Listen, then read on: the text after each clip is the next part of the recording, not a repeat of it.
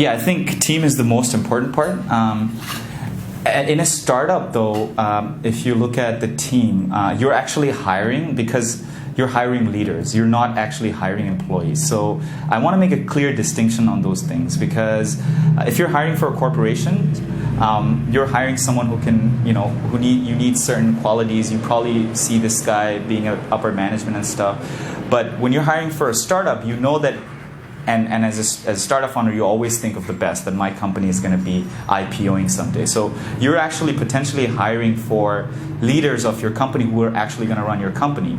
So I think the team is the most important part. And and one of the things that we try to focus on in our startup is the fact that not skill sets they have currently, but the ability for them to learn and their character fit with the rest of the team. So we would rather pick someone who is very ambitious, very driven, and who can learn fast, rather than who is very skillful but not as passionate and not as driven. So for us, it's a long-term game, and we try to find people that are good fit.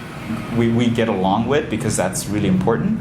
At the same time, we want to hire like the best. We want to get the best people. And one of the things, and a lot of people, like if you think about it, why would a startup like Eureka King succeed when there's Google with unlimited amount of zeros in their bank account, unlimited amount of engineers, unlimited amount of resources that they have over us? Why would a startup succeed? Like, it makes no sense.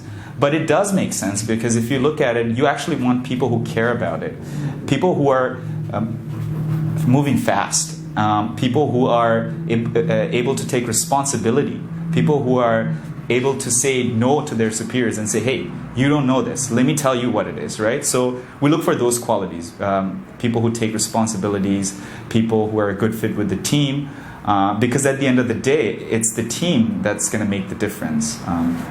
Not the idea. I was going to say, just kind of add to that even if you have a team where everybody really gets along, in a startup where there's kind of so much on the line, there's kind of so much emotion, so much passion, you still have to really work at keeping that team strong, keeping that team in a good place with each other.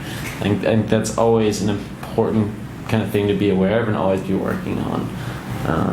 Just because they're, everybody just has so much in it. It's kind of it's an easy place for things to go wrong. Most startups do fail, and there's tons of statistics on this because of team dynamics not working, not because maybe the product didn't work, but it's a very, very important thing to kind of always be working on and be aware of. Every startup or every project or everything that you do where there's a lot of passion involved, there will be disagreements, and there will be things that not everyone are okay with.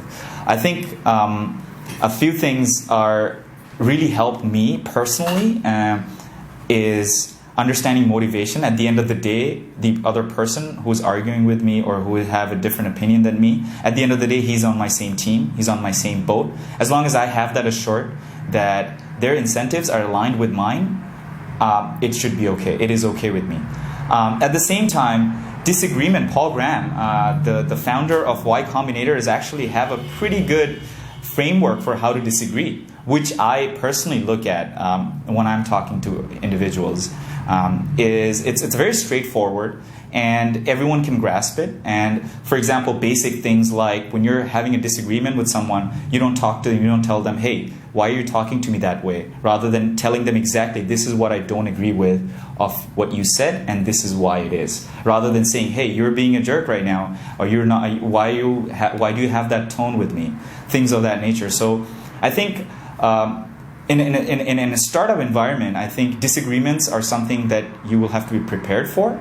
And at the end of the day, if as long as you know all the individuals in that team are going towards the same goal and their incentives are aligned, I think a resolution can be achieved. For me, for our startup, it actually really helps the fact that we've been friends for 10 years. The founding team, we've been friends for 10 years. So we do have serious disagreements, but at the same time, at the end of the day, we have the ability to just put it back in the back seat and just hash it out and go on with our business. And I think communication is key. If you have enough communication, the point of views of individuals come out, and I think problems resolve itself. It's very easy to let kind of one situation kind of cloud your whole vision of what you've been working on, what you've created so far. Kind of, like, I was just saying, raising money is incredibly tough process. It can really make you feel like you're kind of, what am I doing? Like, does this make any sense? Does anybody think this is a good idea? Does anybody really believe in this outside of me? Am I crazy? Kind of those thoughts that you have when you get a lot of people saying, no, I don't think, I'm not gonna stake my investment on you. I don't think that. Neither are smart people, right? You're talking to very successful people, and you're getting, they're pretty harsh feedback a lot of times, and it's you have to kind of look at the bigger picture. And there's so many investors out there. Every company goes through that. So you just kind of have to try to keep your head above that, and not let those. Well, they are big things, but don't let them get bigger than they are, I guess. I don't know if you kind of agree with that. Well, I have there's a lot of things that are hard about doing a startup. I think picking one would be neglecting the other hard ones. And I don't want to jinx it. I say, oh, this part is good, and tomorrow I get a phone call and it's all messed up. But I would say killing puppies. I mean, I don't want to be taken out of context, but killing puppies is basically what we mean by that is, destroying something or not launching something you've worked on for a really long time. And it's very, very important.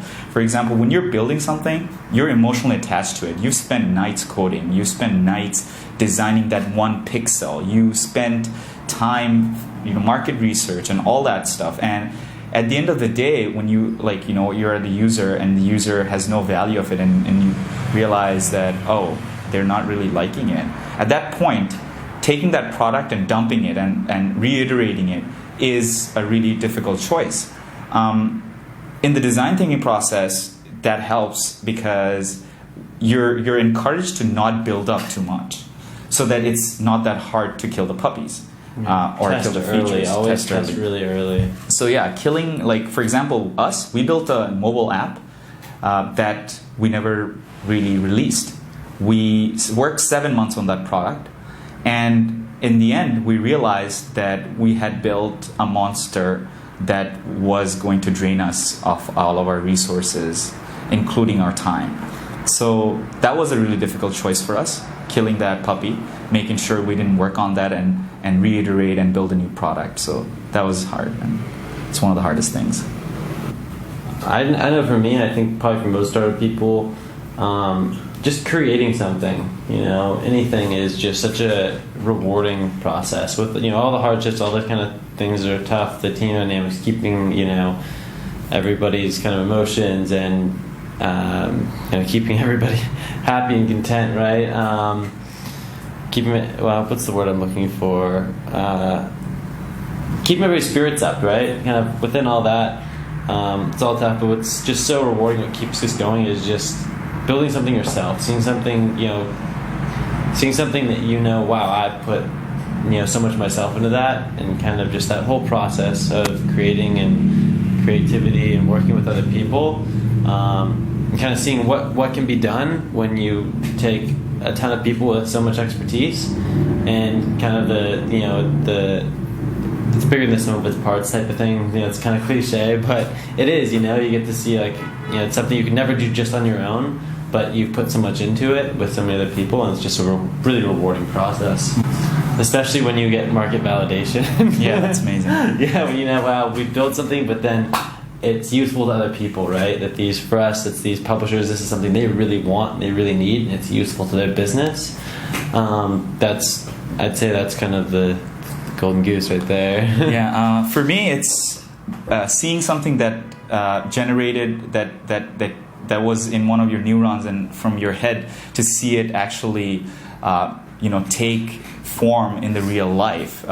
When we started this company, it was just like some vague idea we had in the back of our minds, and this enormous drive to actually do something about it.